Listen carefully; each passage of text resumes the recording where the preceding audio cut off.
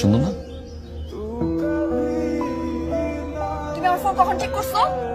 কোন সাহসে চেক করছো তুমি? কি সমস্যা তোমার? তুমি আমার ফোন তুলছিলে কেন রোহান?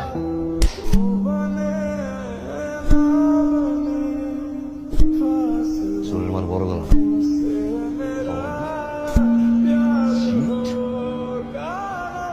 তুই ভুল করছস, অনেক বড় ভুল করছস তুই। চিটার,